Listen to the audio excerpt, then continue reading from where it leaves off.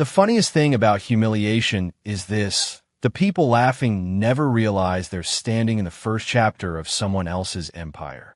The laughter rolled across the ballroom like clinking glass. Sharp, effortless, expensive. Crystal chandeliers glowed above rows of white linen tables while giant LED screens flashed the words Future of Artificial Intelligence Summit in silver lettering across the walls of the hotel in downtown San Francisco. Men in tailored tuxedos traded billion-dollar ideas over whiskey. Women in designer gowns smiled beside venture capitalists and tech founders worth more than entire neighborhoods. And near the back of the room, kneeling beside a spilled champagne glass with a rag in her hand, Claire Bennett kept her eyes lowered as she wiped the marble floor clean. "Careful," a young founder joked loudly from table 12, loosening his bow tie as his friends snickered beside him. "Your daughter might invent the next Google one day." More laughter exploded around the table. Someone clapped. Someone nearly spit out their drink. Daniel Bennett forced a polite smile, even though the exhaustion behind his eyes was impossible to hide. At 58, the night janitor's back ached constantly now. Years of lifting trash bags and pushing industrial vacuums through university hallways had bent his shoulders forward permanently, but he still stood straight enough to protect his daughter from embarrassment. "Claire's smarter than me," he said quietly while gripping the handle of his mop cart. "She's going to do something big someday." Madison Hale nearly choked on her wine laughing. Her diamond bracelet flashed beneath the ballroom lights as she leaned back in her chair. 29 years old, Stanford graduate, founder of one of the hottest AI startups in Silicon Valley. Everything about her screamed old money and effortless success. "That's adorable," she said with a smile sharp enough to cut glass. "The janitor's daughter wants to build AI." The entire table burst into laughter again. Claire said nothing. She simply reached for the crumpled napkin someone had tossed onto the floor beside her father's shoes. But for just a second, as she bent down, the light from her laptop screen glowed faintly beneath the black cleaning cart beside her. Lines of code reflected across her pale face. Complex neural architecture, live machine learning outputs, real-time adaptive prediction models. Hidden beneath industrial cleaning supplies sat an artificial intelligence system more advanced than anything being presented on stage that night. No one noticed. No one except the man standing near the ballroom entrance. Ethan Cole watched quietly from across the room, one hand resting in his pocket while investors circled around him like satellites orbiting a planet. At 34, the founder of Novara Systems carried the kind of reputation that made entire startup companies panic when he entered a room. Cold, brilliant, impossible to impress. But his attention wasn't on the billionaire conversations happening around him anymore. It was locked on the janitor's daughter kneeling beside the marble floor. Because while everyone else laughed at her, Ethan had just seen the equations glowing on her laptop screen. And for the first time that entire night, the most powerful man in the ballroom looked genuinely stunned. Claire closed the laptop before anyone else could see it and slid it deeper beneath the cart. Then she stood slowly, smoothing wrinkles from her cheap black uniform while whispers still floated around the room behind her. Humiliation burned hot beneath her skin, but not hot enough to kill the dream she'd been building in silence for years. Her father squeezed the mop handle tighter beside her. "You okay?" he whispered softly. Claire looked toward the massive stage where tech CEOs were giving speeches about changing the future. Then she glanced down at her rough hands, dry from industrial chemicals and late-night cleaning shifts. Finally, she smiled faintly. "Yeah," she said. "Let them laugh." By 2:30 in the morning, the ballroom smelled like stale champagne and expensive cologne fading into the air conditioning vents. The founders were gone. The investors had disappeared into black SUVs waiting beneath the hotel lights outside. Only the cleaning crews remained now, moving silently across polished marble floors while the city beyond the glass windows shimmered with cold blue light. Claire pushed the industrial vacuum slowly across the empty ballroom, earbuds dangling around her neck without music playing. Her mind was somewhere else entirely. Lines of code drifted through her thoughts faster than the machine beneath her hands. Neural pathways, adaptive learning structures, recursive memory optimization. Problems nobody in that ballroom had solved tonight. Problems she already had. Daniel Bennett stacked chairs near the stage with visible strain in his movements. Every few minutes, he pressed a hand quietly against his lower back when he thought Claire was not looking. But she always noticed. She noticed everything. "Dad," she said softly, unplugging the vacuum. "Take a break for 5 minutes." "I'm taking a break," he joked weakly while lifting another chair. "This is the break." Claire frowned. "You worked 16 hours today, and you worked 16 with me." He smiled gently. "Funny thing is, I still think you had the harder job." Claire glanced toward the giant LED screen, now fading to black above the stage. Future of AI. She almost laughed at the irony. Earlier that night, one billionaire founder had spent 40 minutes explaining a machine learning structure Claire had already improved 3 months ago inside a forgotten university basement. But nobody here knew that. To them, she was just the janitor's daughter with cheap sneakers and tired eyes. Daniel finally sat beside the cleaning cart while Claire handed him a bottle of water from her backpack. The old backpack looked worn enough to fall apart at the seams. Inside sat 3 things she protected more carefully than anything else she owned. Her laptop, a cracked black notebook filled with handwritten algorithms, and a faded employee keycard with the words Westridge Tech Engineering Lab printed across the front. Daniel noticed her glancing at it. "You going there tonight?" he asked quietly. Claire nodded once. The servers should finish training the language model around 4. Her father smiled with tired pride spreading across his face. "You know," he said softly, "most kids your age spend Friday nights drinking. Most kids my age are not trying to build artificial intelligence with secondhand computer parts." Daniel laughed under his breath. Then his expression softened. "One day," he said, touching the old keycard carefully, "you are not going to clean those labs anymore." Claire looked at him silently. "You're going to own one." Something tightened painfully in her chest hearing that. Because her father said things like that, even when life gave him no reason to believe them. Even after years of being overlooked. Even after people treated him like part of the furniture. He still believed in impossible things. Especially her. 40 minutes later, Claire stepped into the freezing underground engineering basement beneath Westridge University. Half the overhead lights no longer worked. Pipes rattled softly above her head while old servers hummed behind locked glass doors. The abandoned AI lab sat at the end of the hallway like a forgotten secret. Claire swiped the faded keycard. The lock buzzed open. Inside, dozens of mismatched computer monitors glowed through darkness like scattered stars. Wires tangled across folding tables beside empty coffee cups and handwritten equations taped to walls. This place looked nothing like the billion-dollar conference upstairs in the city. But this room was real. This room was hers. Claire sat down at her laptop and reopened the model she had hidden earlier beneath the cleaning cart.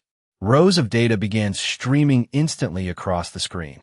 Then suddenly, a notification appeared. "Unknown user requesting access to your public test server." Claire froze. Nobody was supposed to know this server existed. Slowly, cautiously, she opened the request. One line appeared on her screen. "Who taught you to build prediction architecture like this?" Claire stared at the message while the server lights flickered softly around her. Then another line appeared. "Because whoever you are about 5 years ahead of everyone else." Claire did not answer the message immediately. Her fingers hovered above the keyboard while the old server fans hummed around her like distant thunder trapped beneath the university basement. Nobody had ever found this test network before. Not professors, not students, not even the graduate researchers upstairs who spent millions building systems weaker than hers. She reread the message slowly. 5 years ahead of everyone else. Her heartbeat quickened. Then another notification appeared. "Relax. I am not here to steal your work." Claire narrowed her eyes at the screen. Anonymous users did not usually announce themselves politely before stealing code. She typed carefully. "Then why are you here?" 3 dots appeared instantly. "Because I spent 20 minutes trying to figure out how your prediction engine reduced hallucination drift by 32%. Claire froze. Nobody should have been able to calculate that without seeing the internal architecture itself.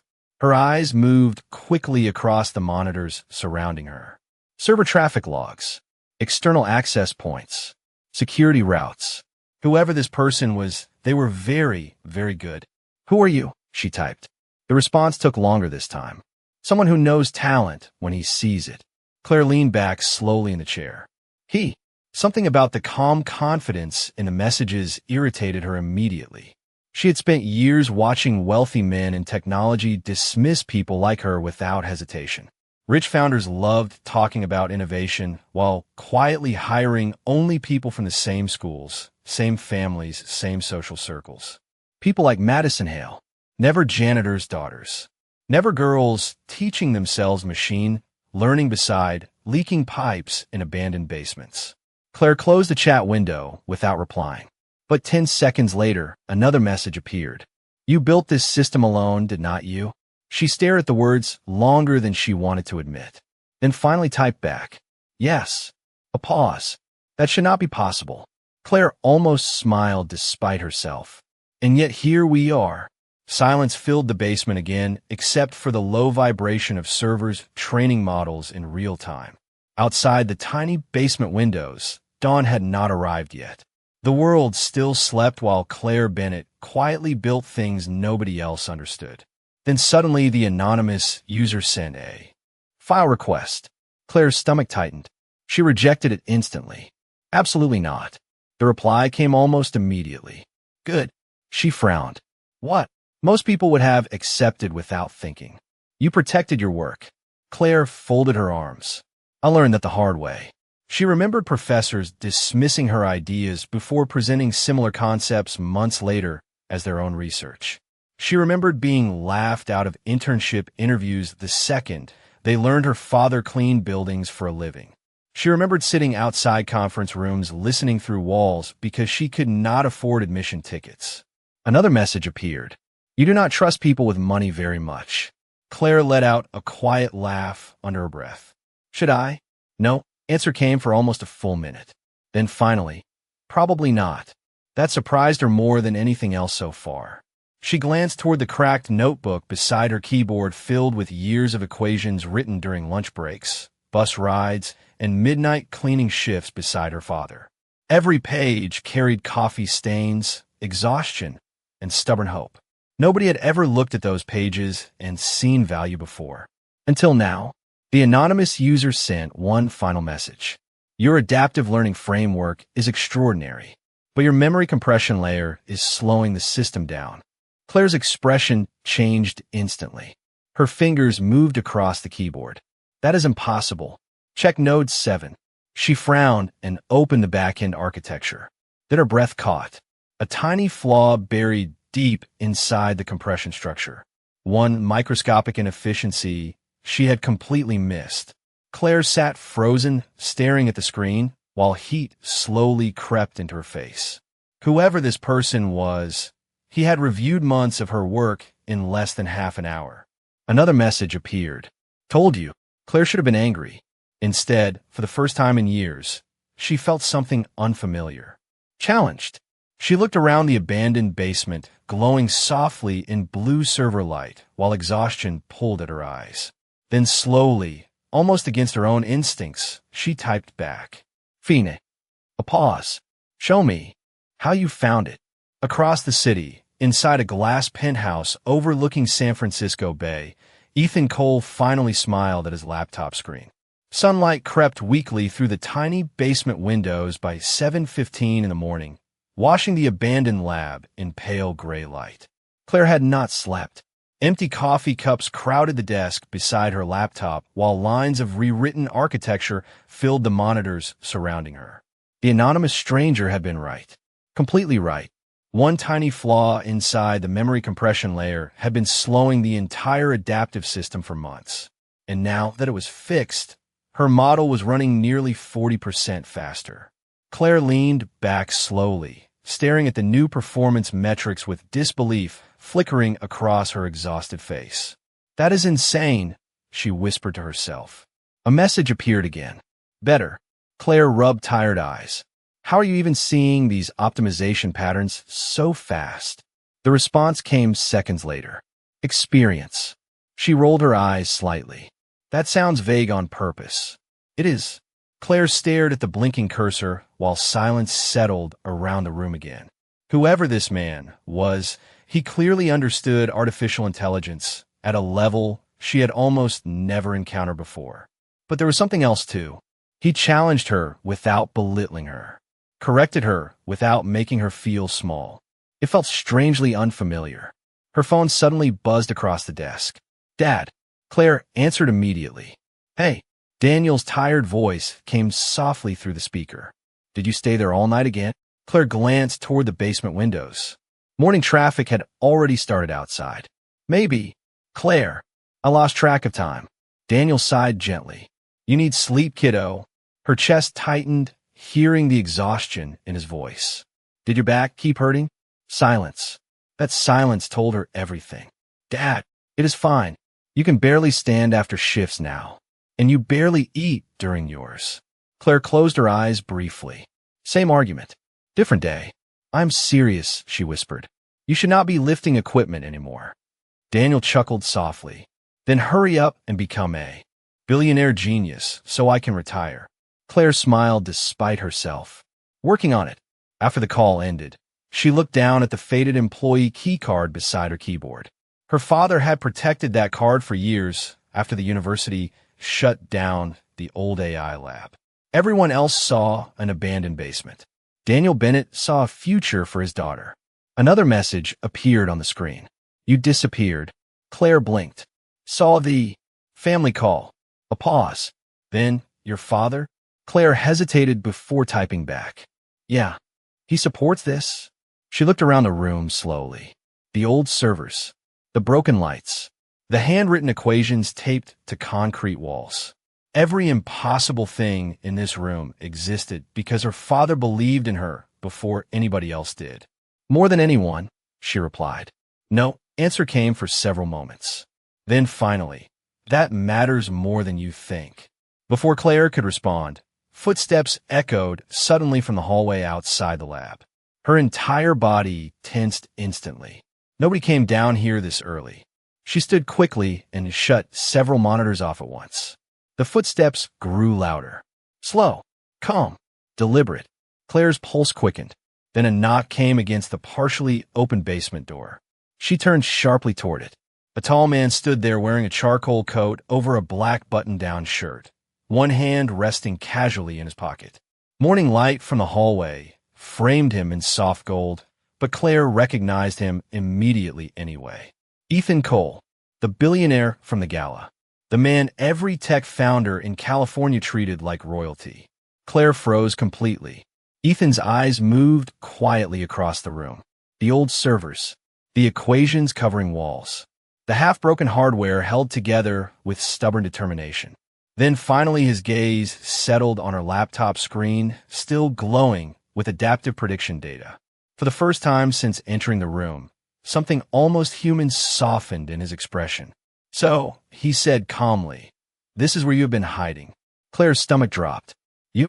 Ethan tilted his head slightly. "I told you," he said. "I know talent when I see it." The basement suddenly felt much smaller than before. Claire folded her arms instantly, defensive instincts rising fast beneath her skin. "You track my server." Ethan did not deny it. "You built one of the most advanced independent AI systems I have ever seen." His eyes locked onto hers. "I needed to know who you were." Claire let out a quiet, disbelieving laugh. "And now you do." Ethan glanced once more around the abandoned lab, while server lights reflected faintly in his eyes. "No," he said softly. "I do not think I know even half of it yet."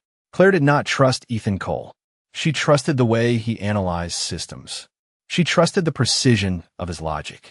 She trusted the quiet confidence in his corrections at 3 in the morning when most of Silicon Valley was asleep. But trust him personally? Absolutely not. 2 weeks later, Ethan stood near the back wall of a small coffee shop 3 blocks from Westridge University while Claire argued with him over neural prediction ethics across a scratched wooden table covered in notebooks and empty espresso cups. Rain tapped softly against the windows outside, while students hurried through cold afternoon wind carrying backpacks and laptops beneath gray skies. "You are optimizing for efficiency again," Claire said sharply, sliding her notebook toward him. "Human behavior is not efficient. It is emotional." Ethan leaned back slightly in his chair, studying her. "Prediction systems still require patterns. Patterns fail when people are desperate, and emotional systems fail when they are unstable." Claire folded her arms. "That is exactly why billion-dollar tech companies keep building products nobody actually trusts." Ethan almost smiled. "You enjoy disagreeing with me. You make it easy." For a moment, silence settled between them. But unlike most silence in Claire's life, this one did not feel awkward. It felt alive, challenging, sharp in a way that forced her mind awake. Ethan glanced toward her laptop screen, where rows of adaptive language outputs scrolled rapidly beside real-time simulations. "You still built all this using salvage hardware?" Claire shrugged. "Most innovation starts with broken things." Ethan looked at her carefully after that. Not because of how she looked, not because she fit into some glamorous Silicon Valley fantasy. Claire Bennett looked exhausted most days. Dark circles beneath her eyes, fingers rough from chemicals and cleaning shifts, hoodies instead of designer jackets. But every time she spoke about artificial intelligence, the entire room seemed to sharpen around her. Like brilliance itself changed the temperature of the air. "You know what your problem is?" Ethan asked quietly. Claire raised an eyebrow. "I have several. You assume everyone wealthy is the enemy." Her expression hardened immediately. "Experience taught me that." Ethan nodded slowly, as if he could not entirely argue with her. Outside the coffee shop window, a city bus roared past, spraying rainwater along the curb. Claire glanced at the time and suddenly cursed under her breath. "I have to go." Ethan frowned slightly. "Where?" "Work." She shut the laptop quickly and shoved notebooks into her worn backpack before standing. Ethan noticed the strain in her shoulders instantly. "You slept at all this week." Claire slung the backpack over one shoulder. "Sleep is for people with venture capital." Ethan watched her disappear into the rain before looking down at the notebook she accidentally left behind on the table. He picked it up carefully. Inside were pages of handwritten equations mixed beside grocery calculations, overdue electric bills, and notes reminding herself to pick up prescription medication for her father's back pain. Ethan's expression shifted quietly. For the first time, the reality beneath Claire's ambition became impossible to ignore. She was not building technology from luxury. She was building it from survival. That night, Claire cleaned empty classrooms beside Daniel, while thunder rolled softly outside the university windows. Ethan's words still echoed frustratingly in her head hours later. "You assume everyone wealthy is the enemy." Maybe she did, but life had trained her to expect disappointment from powerful people. Daniel noticed her distraction while replacing trash liners near the engineering hall. "You seem happier lately," he said casually. Claire nearly dropped the bag she was holding. "What?" He smiled faintly. "You argue with somebody in your head when you're thinking hard. You have been doing it all night."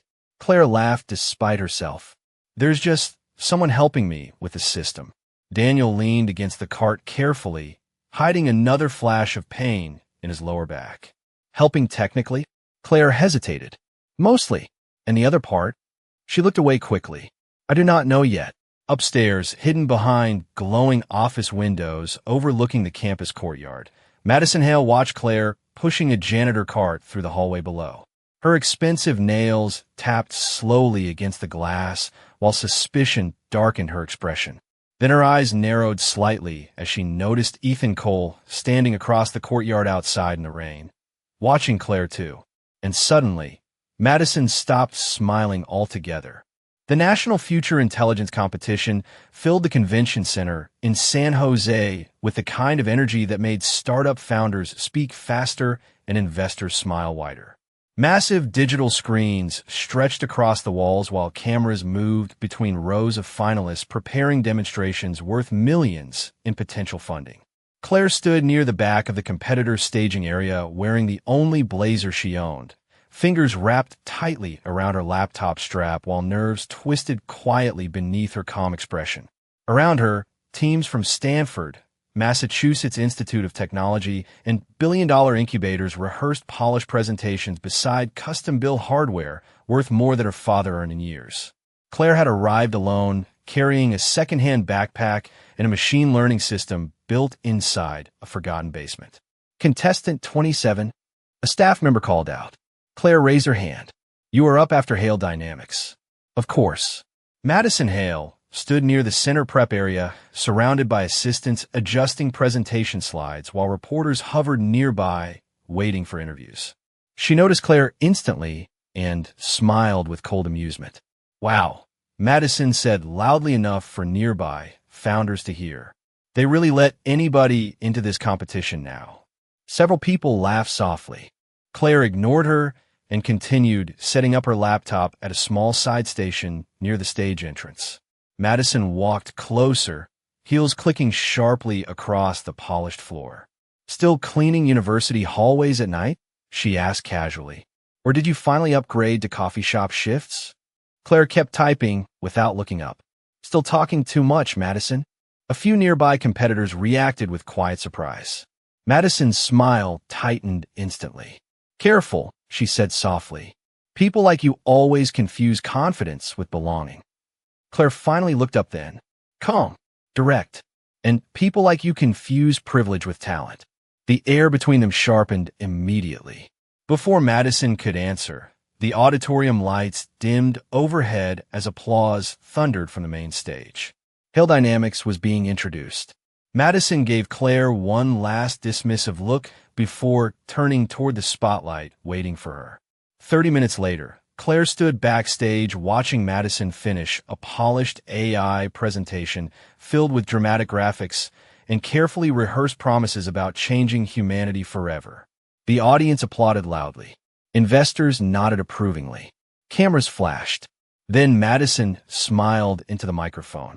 And unlike certain people entering this industry recently, she added smoothly, our company believes artificial intelligence should be built by professionals, not hobbyists hiding in janitor closets. Laughter rippled across sections of the crowd. Claire felt heat rise instantly beneath her skin. Madison's eyes flicked directly toward her, standing backstage. The message was clear. You do not belong here. Claire's stomach tightened painfully while whispers spread through nearby competitors. Janitor closets. Cheap clothes. Scholarship girl. She suddenly became hyper-aware of every scuff on her shoes and every sleepless night hidden beneath her eyes. For one terrible moment, doubt hit harder than exhaustion ever had. Maybe Madison was right. Maybe brilliant ideas still were not enough in rooms built by wealthy people for wealthy people. Then the announcer's voice echoed across the auditorium. Our next judge and keynote investor, the crowd, erupted immediately before the name even finished. Founder and Chief Executive Officer of Novara Systems, Ethan Cole. Claire looked up sharply. Ethan walked onto the stage beneath roaring applause wearing a dark suit and the same calm expression he carried everywhere. Cameras followed his every movement while founders practically leaned forward in their seats, hoping to be noticed by him. Madison smiled instantly, completely transformed now that power stood in front of her. Ethan thanked the audience briefly before glancing down at the judging notes in his hand. Then his eyes lifted slowly toward backstage, toward Claire. Silence settled strangely across his expression for a moment before he spoke again. Before we continue, he said calmly, I would like to correct something I heard earlier tonight. The room quieted instantly. Madison's smile faded slightly.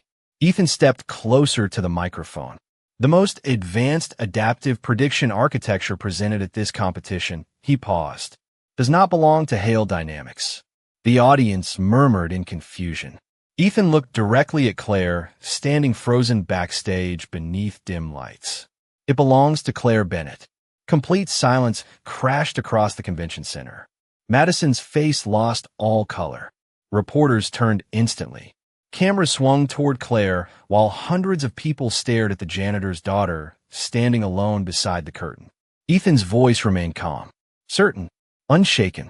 And if the industry is smart, he said quietly, it will stop underestimating her. Claire could barely hear the applause. The convention center lights blurred together while reporters surged toward the stage entrance, asking questions all at once. Investors whispered behind raised phones. Competitors stared openly now, not with amusement anymore, but calculation. Curiosity. Shock. Ethan remained calm beneath the flood of attention, but Claire stood frozen backstage, gripping her laptop strap tightly enough to hurt her hand. For years, she had dreamed about being seen.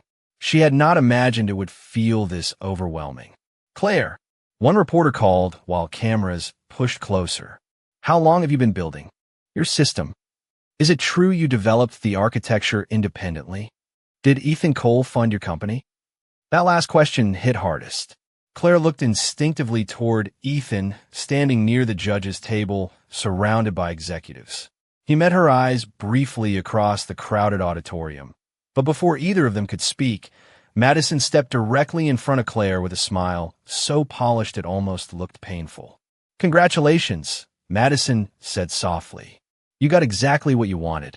Claire frowned. What does that mean? Madison leaned closer. You really think Ethan Cole accidentally discovered you? The noise of the auditorium faded strangely around them. Madison folded her arms. He has been tracking your servers for months. Claire's stomach tightened instantly. What? You did not know? Madison almost laughed. God, that is embarrassing. Claire stared at her silently. Madison's voice lowered further. You were never a mystery to him, Claire. You were an investment. Something cold moved through Claire's chest. Fussed, sharp, uncomfortable. Before she could respond, Madison pulled out her phone and turned the screen toward her. A private tech article filled the display.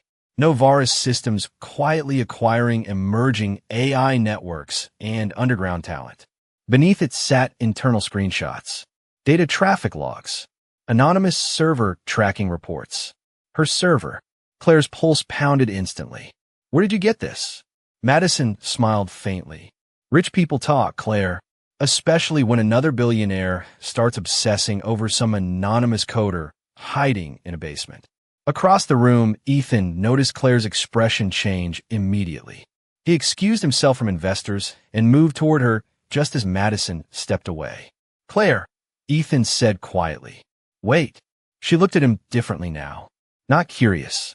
Not challenged. Hurt. You tracked me before you ever spoke to me. Ethan did not answer fast enough. That silence became the answer itself. Claire let out a disbelieving laugh under her breath. Unbelievable. I was trying to protect the technology. No, she snapped softly. You were studying me. Ethan's jaw tightened slightly. That is not fair. Really? Her voice shook now despite her efforts to stay calm. You already knew who I was before the coffee shop, before the messages, before any of this. Ethan stepped closer carefully. I knew you were brilliant. You knew I was poor. Silence. Claire felt something crack quietly inside her chest then. Not because Ethan discovered her work, not even because he tracked her system, but because for one stupid moment, she had started believing somebody powerful finally saw her as an equal instead of an opportunity. Cameras still flashed nearby, while applause echoed faintly from another stage presentation beginning in the distance. But suddenly Claire felt very small inside the giant convention center. Very exposed. Ethan lowered his voice. Claire, listen to me. No. She shook her head once. You do not get to walk into my life like some genius billionaire savior and act like this was fate. Ethan's expression darkened slightly. I never said that. You did not have to. Her eyes burned now, exhaustion and humiliation colliding painfully together. People like you always think you are helping while controlling everything around you. Ethan looked genuinely affected by that. But Claire could not stop now. I spent years trying to prove I belonged in rooms like this, she whispered. And now everybody thinks I only matter because Ethan Cole noticed me. That is not true. It feels true. For a moment, neither of them spoke. Then Claire stepped backward slowly, tightening her grip on the backpack over her shoulder.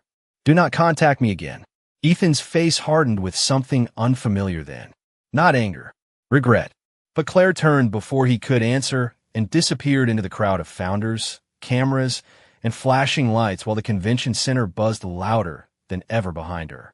And for the first time in years, Ethan Cole stood completely still, unable to fix the one thing that actually mattered to him. Rain hammered against the hospital windows while Claire sat beside her father's bed gripping a paper cup of vending machine coffee gone cold hours ago. The pale fluorescent lights washed exhaustion across her face as monitors beeped softly in the background.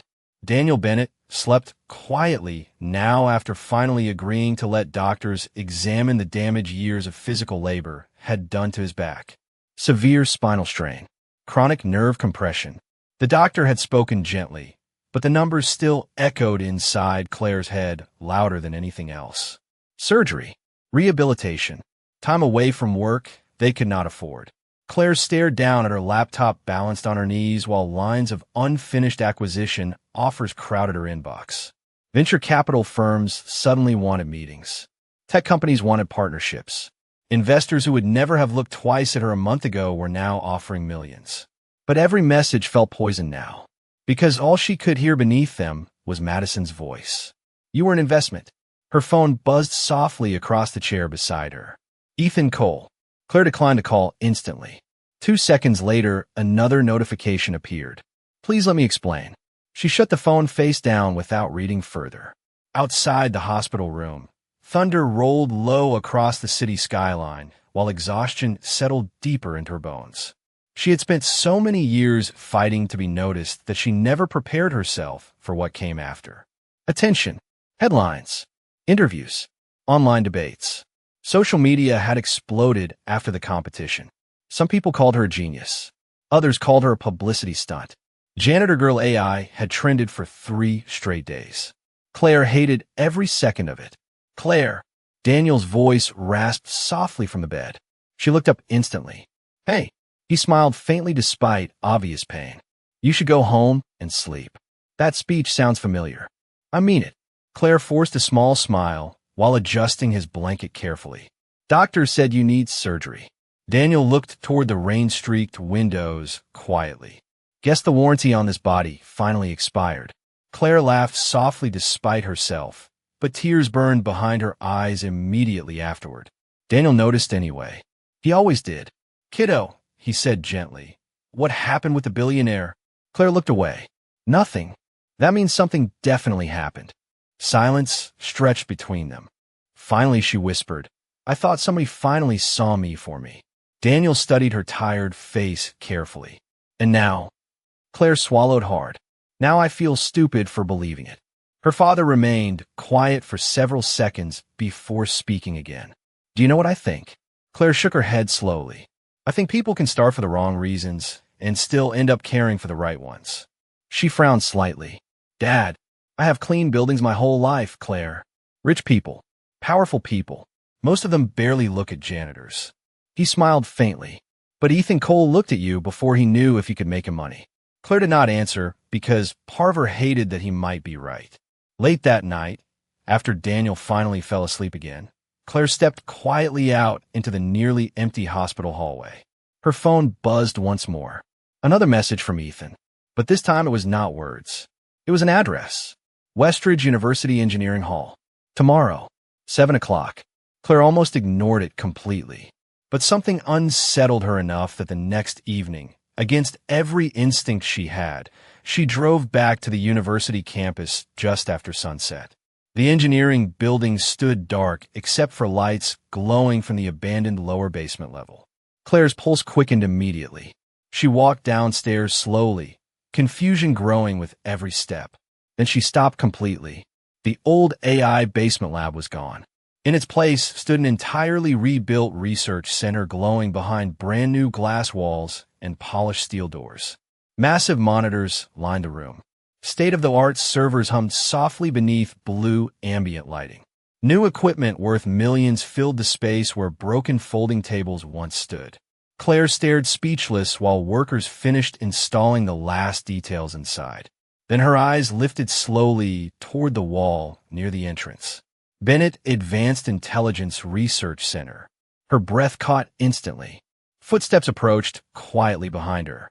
Ethan stood there wearing a dark coat, hands in his pockets, rainwater still clinging to his shoulders from outside. Your father kept that basement alive for years. After the university abandoned it, he said softly. Claire looked back toward the glowing sign on the wall, while emotion crashed painfully through her chest. Ethan's voice lowered. I wanted the world to remember his name before it remembers mine. 3 years later, cameras flashed nonstop outside the glass headquarters of Bennett Intelligence, while reporters crowded behind velvet ropes, waiting for Claire Bennett to arrive. Downtown San Francisco glowed gold beneath the evening skyline, but inside the towering building lobby, the atmosphere felt strangely calm compared to the chaos outside. Employees moved quickly between offices carrying tablets and prototype hardware, while giant digital screens displayed one headline across financial news networks worldwide. Bennett Intelligence officially valued at $1.4 billion. Claire stood quietly near the top-floor conference windows overlooking the city, adjusting the sleeve of her dark navy blazer while sunlight faded behind distant buildings. She still looked almost uncomfortable wearing expensive clothes. Something success never fully changed. Her old cracked notebook rested on the table beside her now, preserved inside custom glass casing like a museum artifact. Coffee stains, handwritten equations, grocery calculations in the margins. Every impossible night still existed inside those pages. Behind her, the conference room doors opened softly. Ethan stepped inside, carrying 2 cups of coffee. You are about to become the youngest artificial intelligence founder on the cover of Forbes, he said calmly. Again, Claire accepted the coffee with a small smile. You sound concerned. I am concerned. Ethan loosened his tie slightly while walking toward the windows beside her. Last time they called you the ghost girl of Silicon Valley. Claire laughed quietly. Still better than janitor girl. Ethan winced. Fair point. Silence settled comfortably between them while city lights flickered on below. It no longer felt sharp or uncertain now. Over the past 3 years, they had built something stranger than either expected. Partnership, respect, trust slowly repaired piece by piece after long nights arguing over. Algorithms, ethics, investors, and fear. Especially fear. Ethan had finally admitted he noticed Claire long before business ever entered his mind. Not because she could make money, but because she reminded him what brilliance looked like before the world polished it into something fake. Claire glanced toward the framed photograph sitting near the conference table. Daniel Bennett smiling proudly during the grand opening ceremony of the research center that now carried his name. After surgery and rehabilitation, he had finally retired for janitor work 6 months earlier. The first thing he bought afterward was not a luxury car or expensive vacation. It was a small fishing boat he barely used because he spent most days wandering through the research center talking proudly to engineering students instead. My daughter built this, he told anyone willing to listen. Sometimes even people who were not. Claire smiled softly at the thought. Ethan noticed immediately. You're thinking about your dad. He still introduces himself to employees as the former janitor. Ethan smiled faintly. That man could walk into the White House tomorrow and still apologize for leaving footprints. Claire laughed under her breath. Then her expression softened again while looking down at the city below. You know the weirdest part? She asked quietly. What? I spent so much of my life trying to escape being the janitor's daughter. Ethan studied her carefully. And now, Claire looked toward the glowing Bennett Intelligence logo reflected across neighboring skyscraper windows. Now, it is the part one I'm proudest of. Before Ethan could answer, loud applause suddenly echoed from downstairs as employees gathered near the main atrium for the company celebration beginning below. Claire turned toward the conference room doors, but paused when she realized Ethan had not moved. He stood unusually still beside the windows, one hand inside his jacket pocket. What? Claire asked softly. Ethan exhaled once, almost amused at himself. I had a much smoother version of this planned. Claire blinked in surprise. Then Ethan stepped closer slowly and pulled out a small velvet box. Her breath caught. Instantly, Ethan, he opened the box, carefully revealing a simple, elegant ring that reflected city lights like liquid silver. 3 years ago, he said quietly, I walked into a basement expecting to find interesting technology. His eyes locked onto hers. Instead, I found the most extraordinary person I have ever known. Claire's vision blurred immediately. Ethan smiled faintly. You once told me rich people always think they're saving everyone. He shook his head softly. But Claire, you are the one who changed everything. Downstairs, the celebration roared louder, while music and laughter filled the building below them. But up here, high above the city where nobody could